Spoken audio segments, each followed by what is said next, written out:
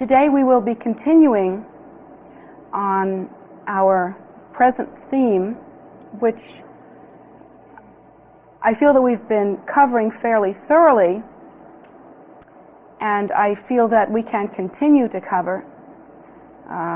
This theme requires participation by those that hear the teachings, and the participation is important in that what the theme is about is spiritual fidelity, which is an utterly meaningless concept unless one becomes involved in the process of attaining spiritual fidelity.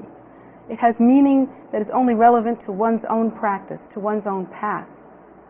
And so please consider that when you hear these teachings and you become involved in them, therefore, you should accordingly take them home and really practice with them, really utilize them in some way so that they can have meaning.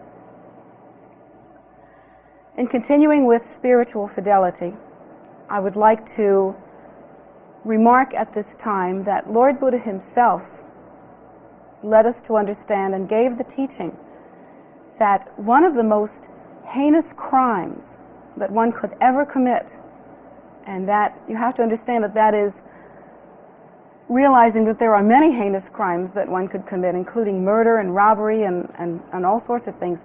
But one of the most heinous crimes that one could commit from a spiritual point of view is to acclaim oneself as being more advanced or further along on one's path than one is rightfully. That is one of the most heinous crimes that one can commit. Why that is one of the most heinous crimes is a very involved subject, and I think to understand that is to better understand spiritual fidelity.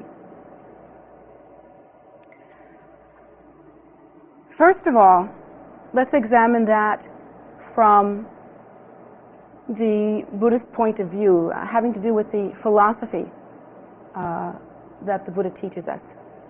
The Buddha teaches us that cyclic existence is unacceptable, in that it is pervaded with suffering, in that all sentient beings do experience suffering, in that even the happiness that they do have within cyclic existence, and we do also have happiness as well as suffering, even that happiness is temporary.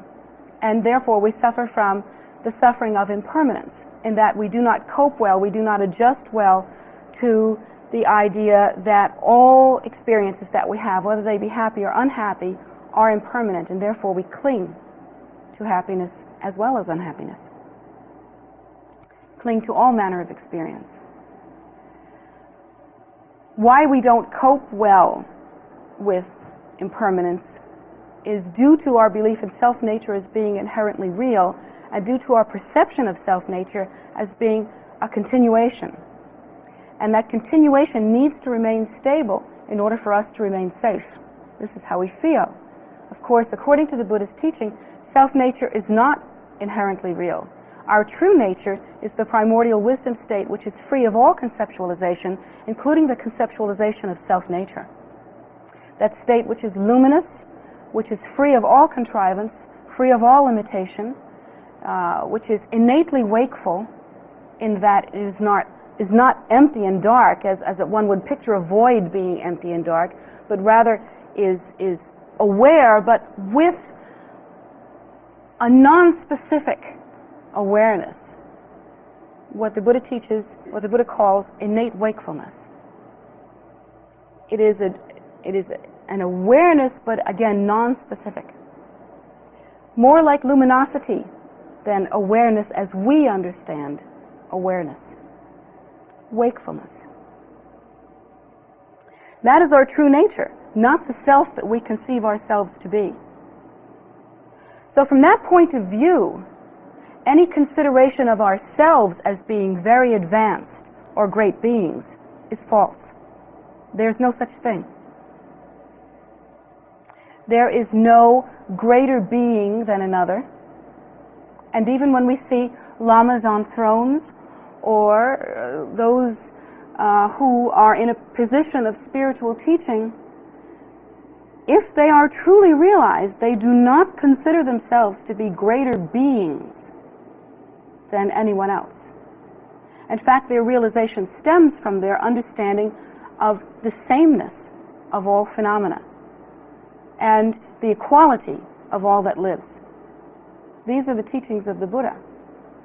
So to think of oneself as a great or greater being, to think oneself as being more advanced than another, that is a falsehood. Yet many students come to me, in fact, when they first come to the center, and are embarrassed by this later, so I wouldn't think to mention any names, but when they first come to me, they come to me with the desire to be recognized. Tell me, you must know who I am. You must know I have a special mission. You must know that I'm special in some way. And I've even had letters written to me from across the country asking me to recognize them in the same way that I've been recognized as a tulku. Well, I don't have the authority to do that. And if I did, I would never recognize someone who asked to be recognized. Never. Of all the people in the world that I would pay least attention to, it would be that one.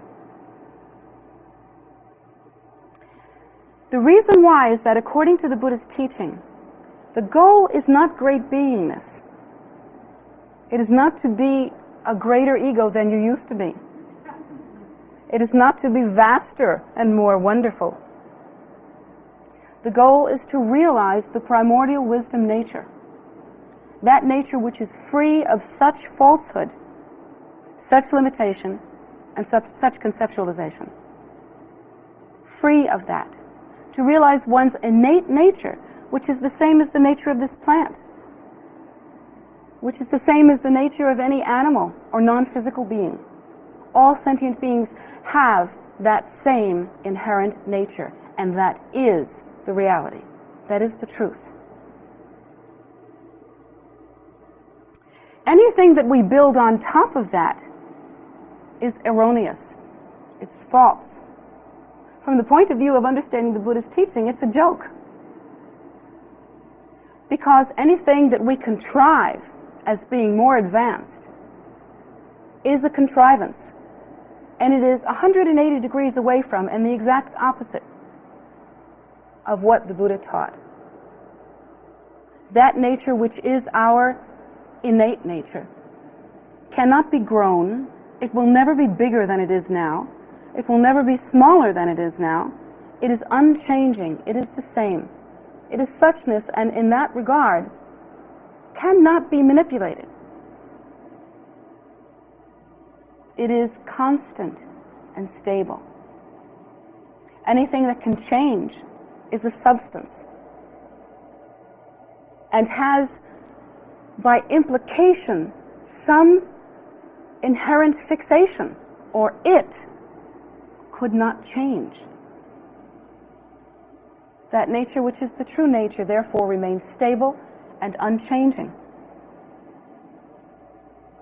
So from the point of view of the Buddha's teaching, all of those ideas are ridiculous. What I generally do when people come to me with that kind of idea is to simply wait. To wait until they're finished with that. And I feel that the best way that I can help them is to not draw attention to their mistake and their confusion. Anyone that feels that they have a mission to do, or a specific plan that they have, or that in some way they are honored spiritually, will have to simply wait it out. Because as a Tennessee woman I once heard of said, what doesn't come out in the wash will come out in the rinse. What you're going to do, you're going to do. If it is in accordance with the Buddha's teaching, you will achieve realization. And if it is in accordance with the Buddha's teaching according to the Mahayana vehicle, you will benefit sentient beings. That is to say, you will get out of the very same self-absorption that causes you to want to be recognized, and into using your life as a vehicle in order to be of benefit to sentient beings. Consider yourself merely that, a function of the Buddha's kindness. And so in that way, and having that kind of focus, one would never ask such questions. One would never say, please notice me, or please talk to me, or please think of me in a certain way. One would never say that. So we just wait until we understand better.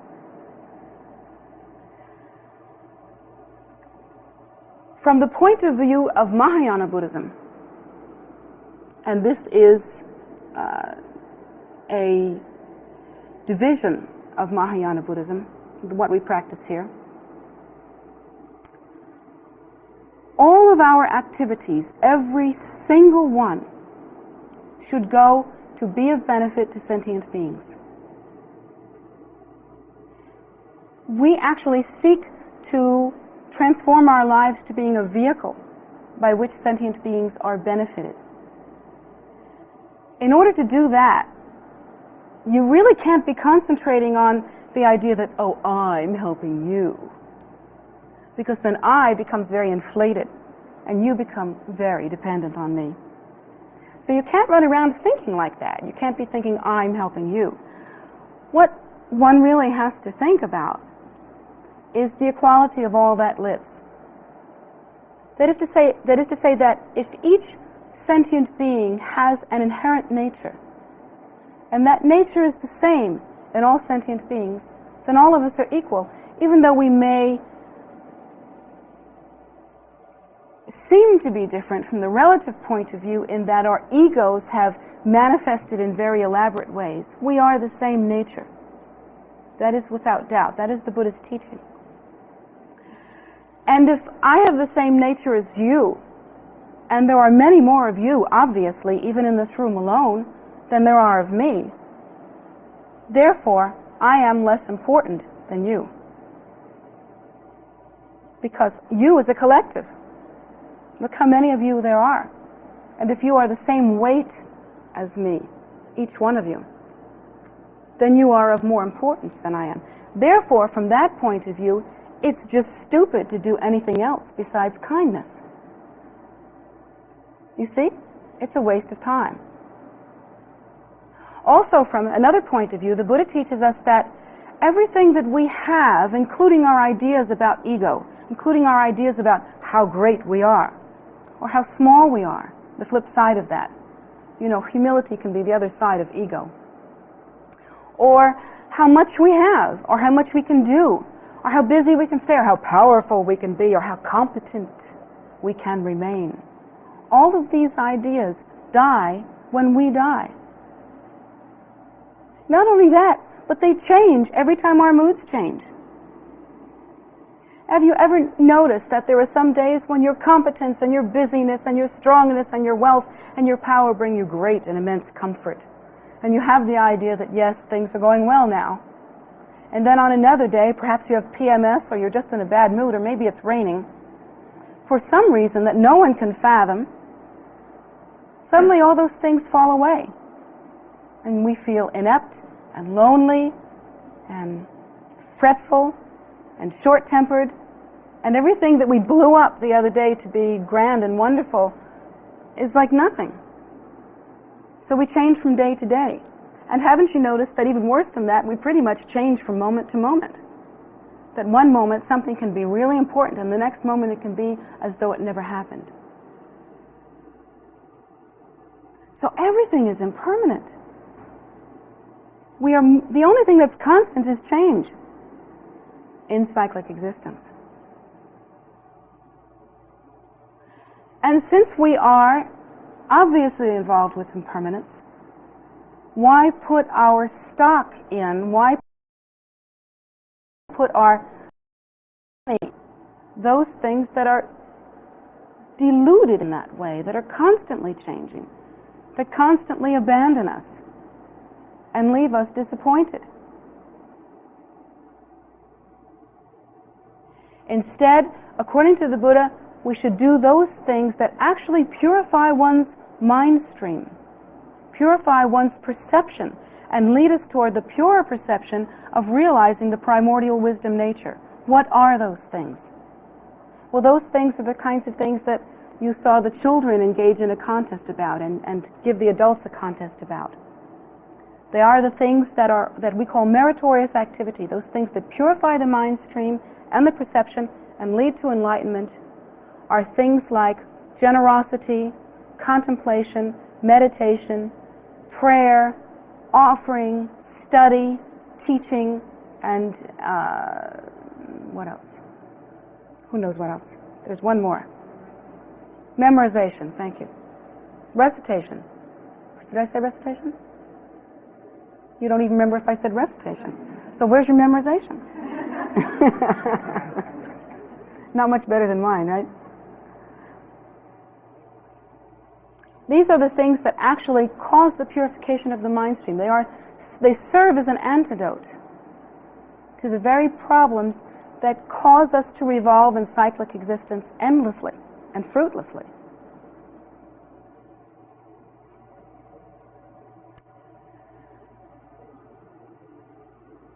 When we think of ourselves as great in some way, or exalted spiritually, or far along on our path, when we conceive of ourselves in any way at all spiritually as being significant or important, are we applying the antidote to cyclic existence?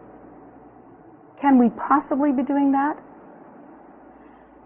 According to the Buddha, any time we consider ourselves great or even useful or even prominent or even worthy, or any time that we consider ourselves in any way and hold to that consideration as being inherently real, we are adding to the pile of conceptualization that we engage in about spirituality, about self-nature. So we are only contributing to the rigidity and magnitude of ego. What that boils down to is that the more you think of yourself as a great or exalted or advanced or important being, or one that has a special mission or a special function, the more that we consider ourselves like that, the further we get from the goal, which is enlightenment. And the more fixed we get in self-nature as being inherently real.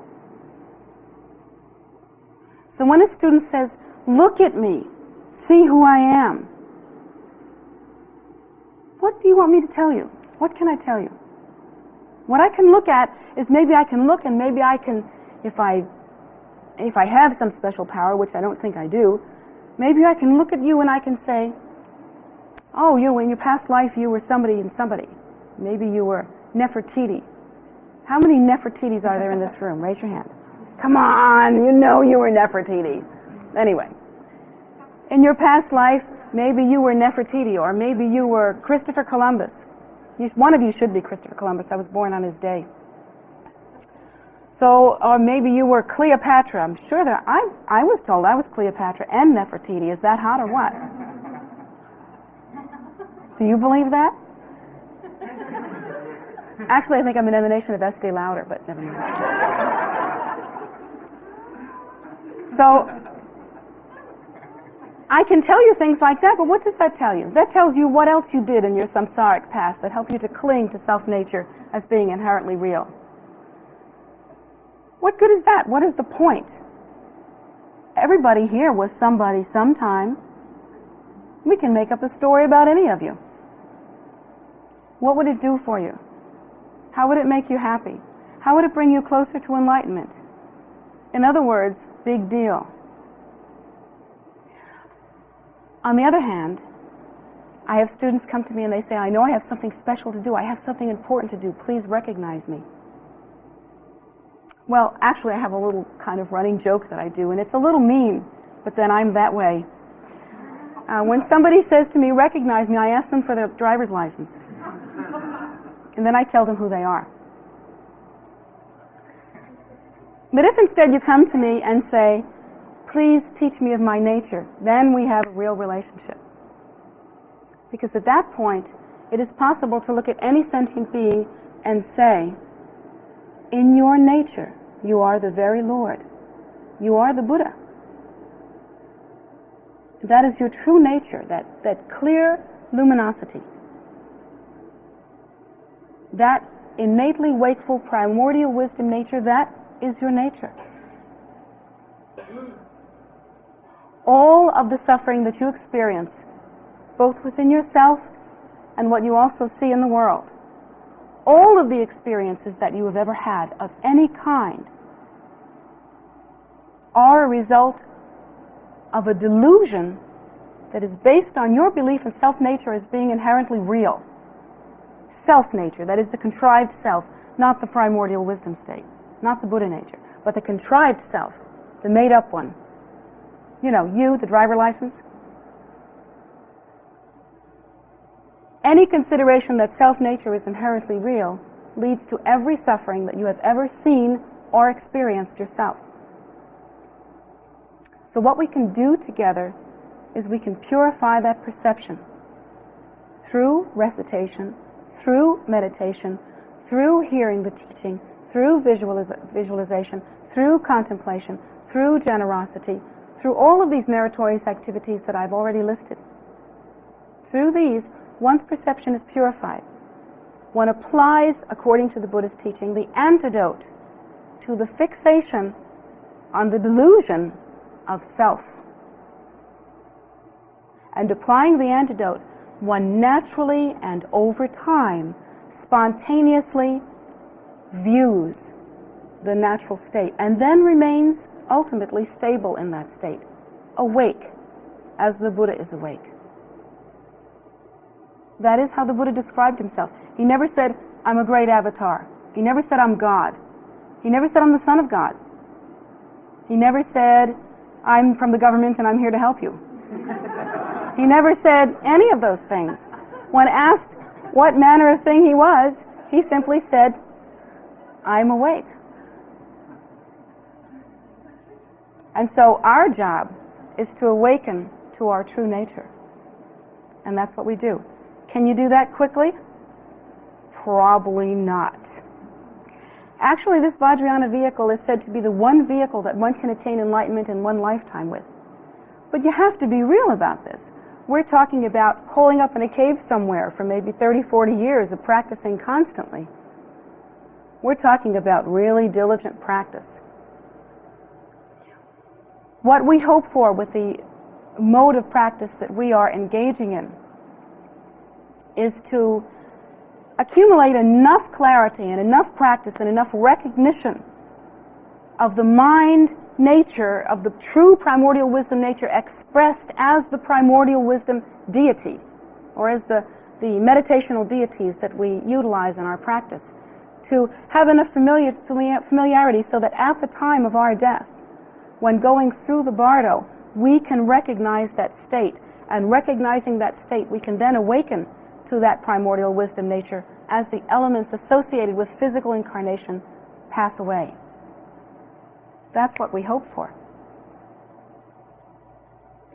And we can make progress.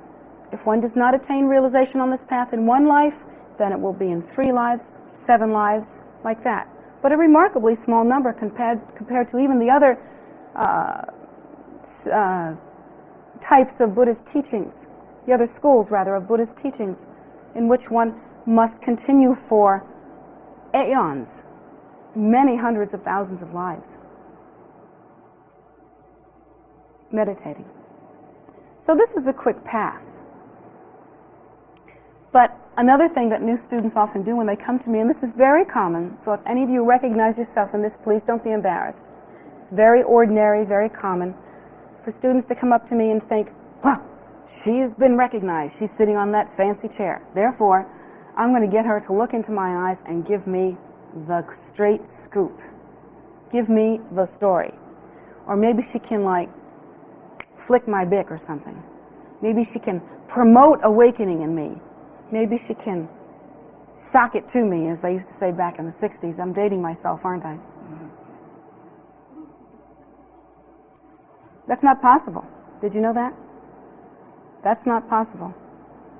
If you had an experience when you first met any teacher, even if that teacher was like a living Buddha, and you are not now yourselves an arhat, fully awakened, then you made that experience up. And that's the truth. Because no one has the power to do that, not even the Buddha himself. Each of us walks through the door to liberation alone. Each of us is absolutely responsible for our own achievement.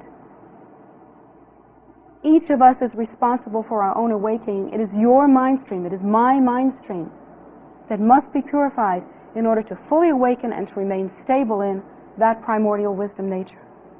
One can have an experience of devotion upon meeting a teacher, and that experience is valid. That tells you to continue. But it isn't enough by itself. There are many stories of the Buddha, if you'll excuse me for a moment, having spoken to students that came to him for teaching. And having spoken to these students, he gave them a specific teaching. In his omniscience, he was able to give a teaching that was appropriate for that specific student, that was just absolutely right. And due to the power of his enlightenment, the teaching, of course, was very powerful. Anyone knows that the teaching from a highly realized teacher is going to be different from the advice of a gas station attendant. I mean, anyone knows that, don't you think?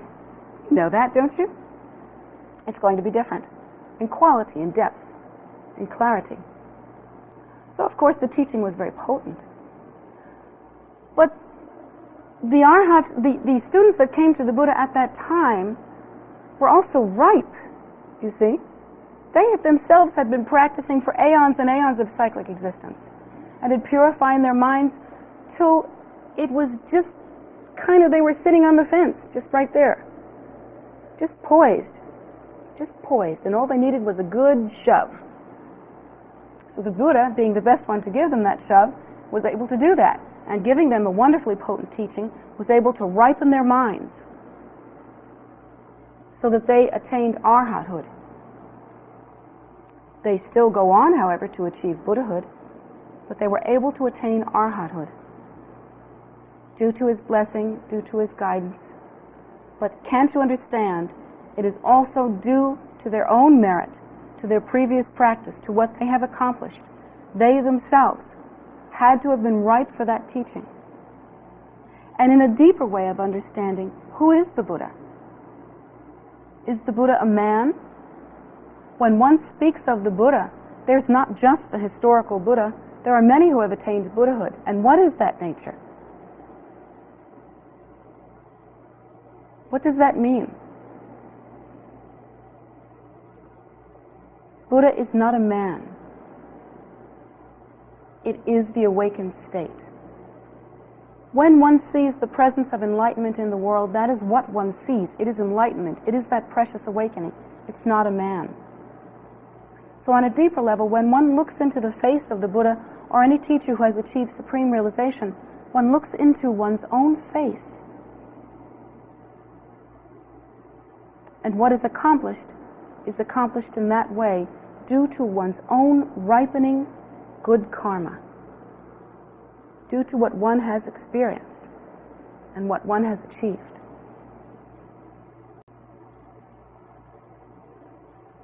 So to come to a teacher and say, please recognize me or please enlighten me, is a little silly in that way. One should be humble. One should study. One should practice. And how long it takes is how long it takes. And that is the karma of your mind stream. Even the condition in which you perceive your teacher, that is a reflection of your own mind stream.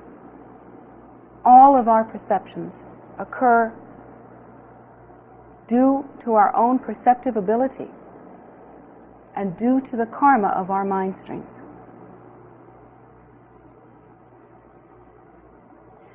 So to attain spiritual fidelity, to be true to ourselves, occurs when we are real about these things and when we take responsibility in a humble and stable way.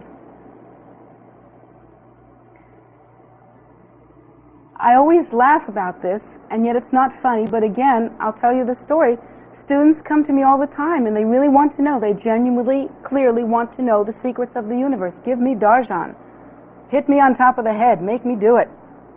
Tell me the secrets of the universe so that I can bloom. Again, I'll tell you this. Here are the secrets of the universe. Are you listening? Write this down. The secret of the universe is work hard. That's it. There's no other secret. To attain the precious awakening, one should purify the mind stream. Purifying the mind stream, one remains not fixed on the delusion of self-nature.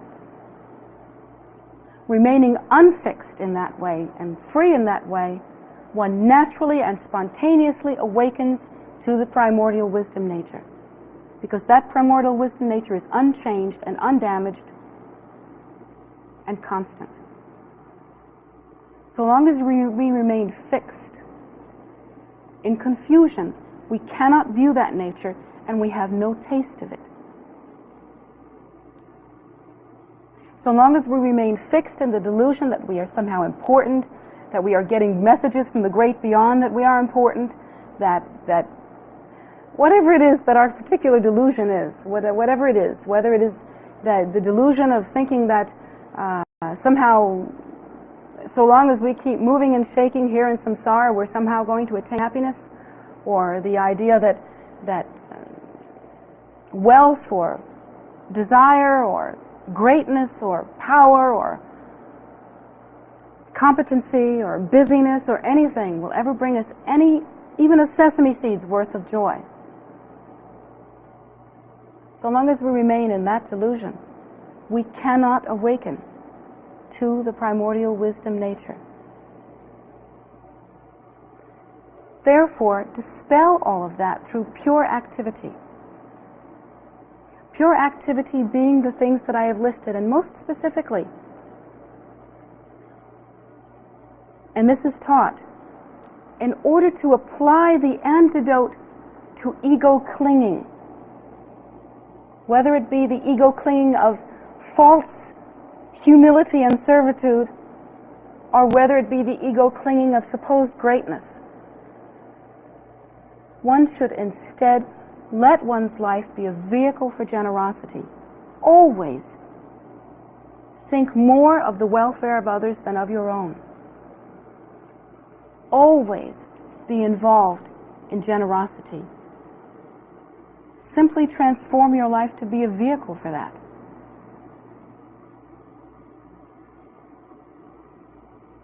That is the direct antidote. And eventually, like any antidote, will lead to the purification of the disease, which, when understood thoroughly, ultimately is desire.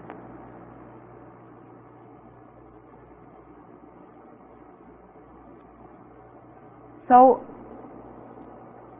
to maintain spiritual fidelity, be honest with yourself in that way. Be courageous. Look yourself straight in the eye and get the big picture.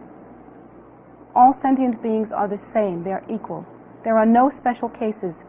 Every one of them must apply the proper technology until they achieve supreme realization.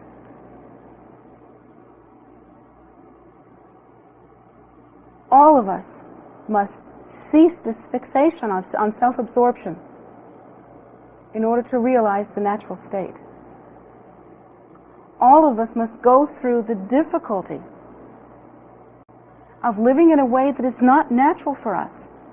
Because if we think about it, what's natural for us is ego clinging. What's natural for us is desire. What's natural for us is I want. What's natural for us is this is how I feel. So we have to begin a life that doesn't feel natural at first.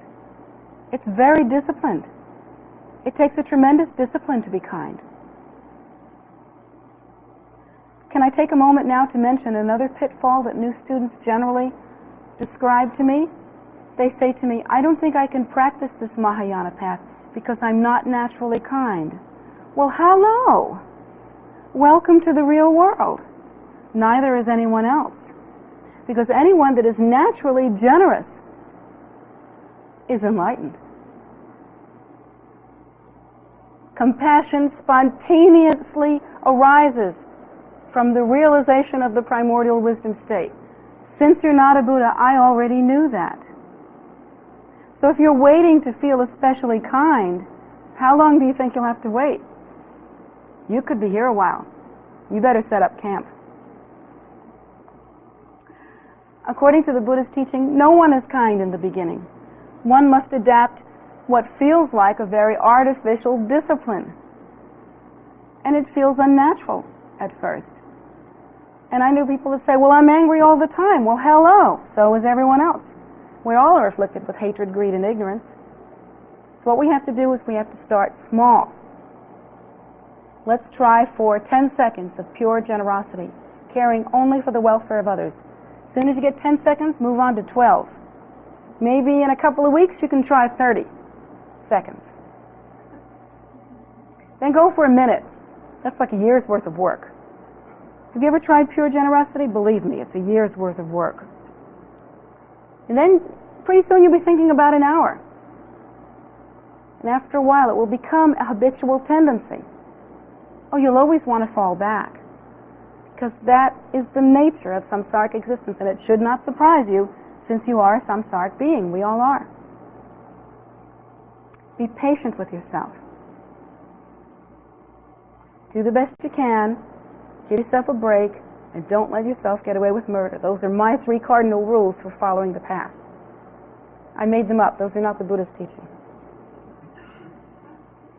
So, one should really listen to this, though, very carefully, because there is no excuse for not starting now. If you think you're not ready, get ready. No one's ready. If you think you're not kind, well, get kind. It's a discipline. If someone is naturally kind in their life now, first of all, you should examine it. Is it kind because they were known as a kind person? And if it's genuinely kind, it really is because they've developed the habit in the past. And how did they develop in the habit in the past? The same way you're going to develop the habit now, 30 seconds at a time. So just start. Wherever you are, just do it.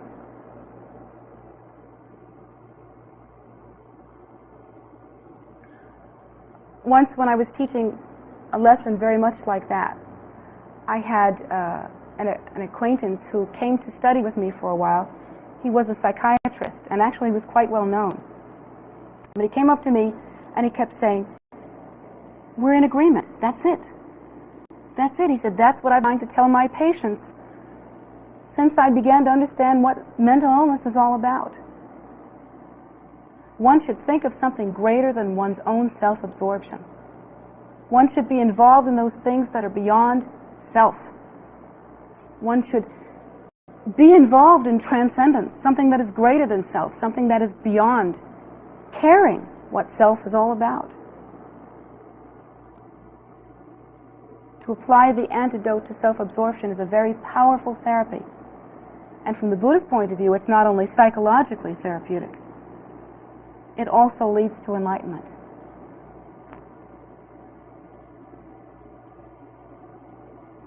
And in closing, let me connect this with spiritual fidelity.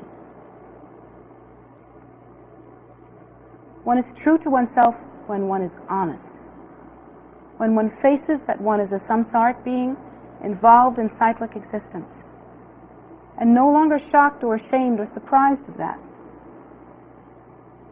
So it is. This is where we start. You start where you start. But you should start with honesty and with courage, looking at yourself squarely and facing yourself.